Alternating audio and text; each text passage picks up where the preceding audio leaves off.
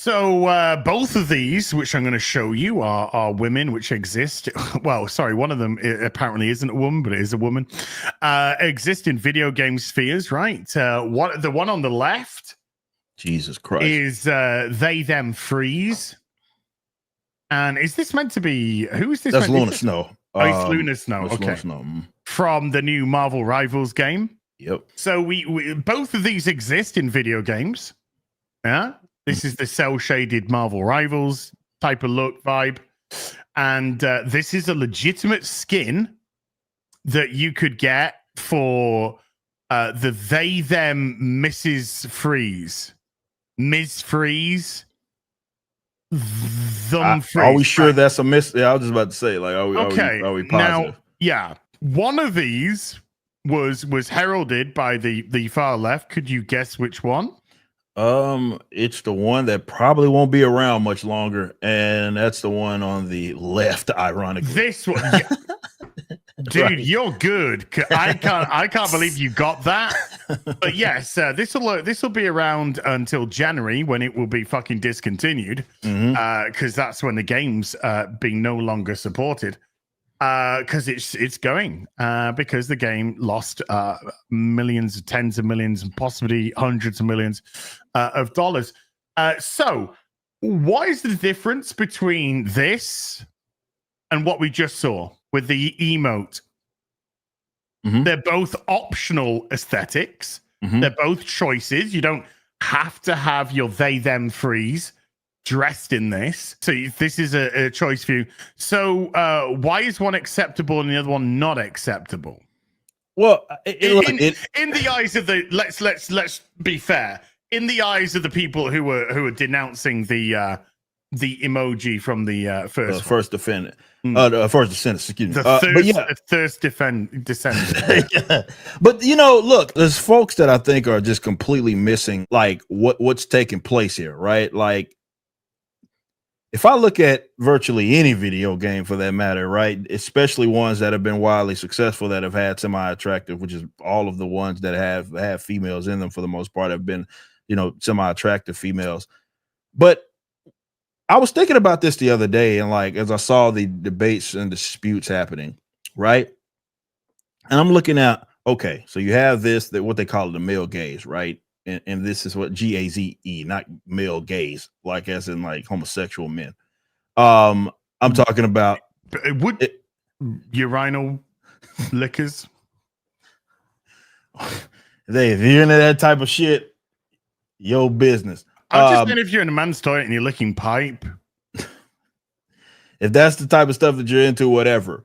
But then I was thinking about this, and I'm like, okay, we have zero issues, this including men, right? Which predominantly make up video games, right? Because you don't even think about it, right? And the crazy amount of video games in which, hell, in this one, like a character like Hulk, they got their full shirts off. Yeah. And they're fucking ripped. Yeah. They're shredded to the fucking gills, more shredded than a man can actually get, right? Right. And we know that women, for example, find that to be attractive, right? And again, there's nothing there, right? There's nothing. They will have no shirt. They will have a shirt completely off, right? And we don't think of that like, man, that's shouldn't exist, or that's a problem or something of that nature. But here we are talking about, and I thought the conversation was just all around bizarre.